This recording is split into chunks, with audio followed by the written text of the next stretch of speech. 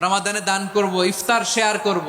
কাউকে ইফতারি করালে সারাদিন রোজা রেখে তার যে সওয়াব, আপনি ইফতার করানোর কারণে আপনার আমলনামায় ওই সওয়াব আল্লাহ ঢুকাই দিবেন। পড়েন সুবহানাল্লাহ। সাহাবারা বললেন, নবী আমরা গরিব মানুষ, ইফতারি খাওয়ানোর পয়সা নাই। আল্লাহর হাবিব বললেন, ওয়ালাউ বিমাজকাতি লাবান, এক ঢোক দুধ, ওয়ালাউ বিতামরা, একটাও খেজুর, ওয়ালাউ বিশারবাতি মা, এক ঢোক পানি খাইয়েও যদি কারো রোজা ভাঙাও, তারপরে ওই সওয়াব তোমার আমলনামায় দিবে কে? তারাবির সালাতের রাকাত বিতর্ক এড়িয়ে চলুন। রাকাত নিয়ে বিতর্ক করবেন না। 8 রাকাত 20 রাকাত নিয়ে যে মারামারি এই দেশে, এটা শয়তানের ফন্দি। চিল্লায় বলেন, এটা কার ফন্দি? আমরা 20 রাকাত পড়ি, আপনারা হয়তো 8 রাকাত পড়েন, কোনো অসুবিধা নাই। এই রমাদানে আমাদের কি করণীয়, কি বর্জনীয়, সংক্ষেপে 7টা করণীয় 7 মিনিটে, 7টা বর্জনীয় 7 মিনিটে বলে আমরা বিদায় নিব ইনশাআল্লাহ। বলেন, আওয়াজ করে বলেন তো, আল্লাহর নাজিল করা এই কোরআনে কোনো ভুল আছে? সবাই বলেন নাই। সবাই বললে এতটুকু আওয়াজ হয়, আমি বিশ্বাস করি না। গলা ছেড়ে দিয়ে বলেন, আল্লাহর নাজিল করা এই সর্বশেষ আসমানি কিতাব আল কোরআনে কোনো ভুল আছে? সন্দেহ আছে? সংশয় আছে? এই কোরআন নাজিল হয়েছে রমাদান আল মুবারক, এই বরকতময় মাসে।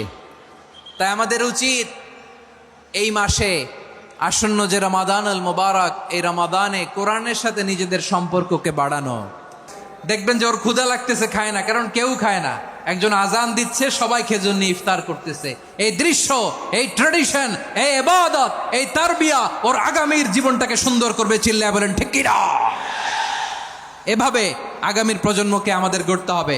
শিশুদের রোজার ব্যাপারে প্রস্তুতি নিন, উৎসাহ দিন। আর নারীদেরকে কষ্ট দিবেন না। সারা দিন পেঁয়াজু, আলুর চপ, বেগুনি, পাকোড়া, ছোলা, মুড়ি, শরবত, রুয়াবজা আছে না নাই, বানাতে বানাতে আমাদের বোনেরা কাহিল হয়ে যায়, আর তারাবি পড়তে পারে না, ইবাদত করতে পারে না। আমরা যেন আমাদের বোনদের প্রতি এহসান করি। পারবেন তো সবাই? এই 7টি করণীয়, 7টি বর্জনীয়র 1 নাম্বার, বিলম্বে ইফতার করবেন না কখনো। 1 নাম্বার, দেরি করে ইফতার করা নিষিদ্ধ। ইহুদিরা দেরি করে ইফতার করে। বিশ্বনবী বলেছেন, এই উম্মত যতদিন আগে আগে ইফতার করবে, এই উম্মতের কপাল থেকে কল্যাণ কেউ ছিনিয়ে নিতে পারবে না। চিল্লায় বলেন ঠিক কি না? 2 নাম্বার, রমাদানের পবিত্রতা বজায় রাখবো। কোনো তর্ক বিতর্ক, অশ্লীলতায় আমরা জড়াবো না, ঝগড়া করবো না, সরাসরিও না, ফেসবুকেও না। করবেন, কেউ গালি দিলে বলবেন ইন্নিমরুউন সায়েম, আমি রোজাদার। আল্লাহর হাবিব শিখিয়েছেন, কেউ যদি তোমার গালি দেয়, কটু কথা বলে, অশ্লীল কথা বলে, রমজানে তুমিও বলতে পারবা না। তুমি বলতে পারবা ইন্নিমরুউন সায়েম, আমি রোজাদার।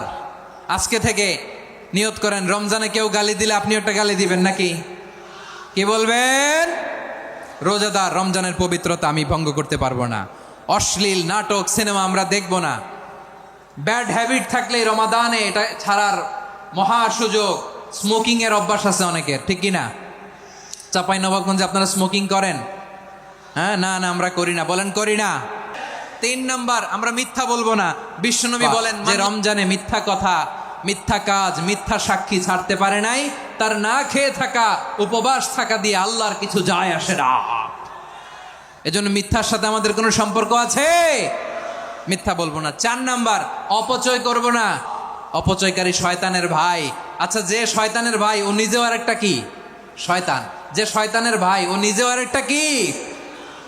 অপচয় করব না। ইফতারি করতে যে আমরা অনেকে অপচয় করি, এগুলো করবেন আপনারা না। অপচয় অপব্যয় করবো না। 5 নাম্বারে, রিয়া, লোক দেখানো ইবাদত আমরা করব না। লোক দেখানোর জন্য নামাজ, রোজা, জিকির, তেলাওয়াত, দান, সদকা এগুলো করলে আল্লাহর দরবারে এগুলো কবুল হবে? বিশ্বনবী বলেন, দাজ্জালের ফিতনার চেয়ে একটা বড় ফিতনার ভয় আমি করি। সেটা কি? আর রিয়া, শো অফ মেন্টালিটি, লোক দেখানো মানসিকতা।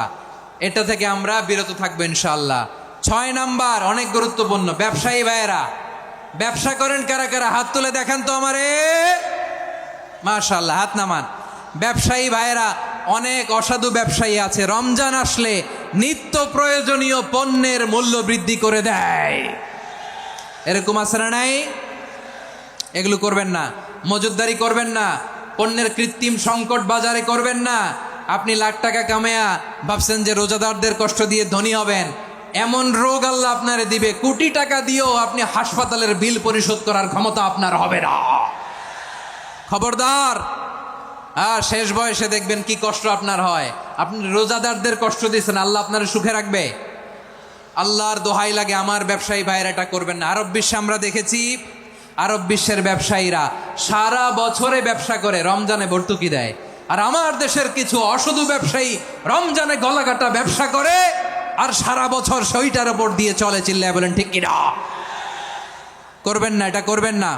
নিত্য প্রয়োজনীয় পণ্যের মূল্য বৃদ্ধি করা হারাম, পণ্যের কৃত্রিম সংকট তৈরি করা হারাম, মজুতদারি করা হারাম, রোজাদারদেরকে কষ্ট দেয়া হারাম, এটা করবেন না।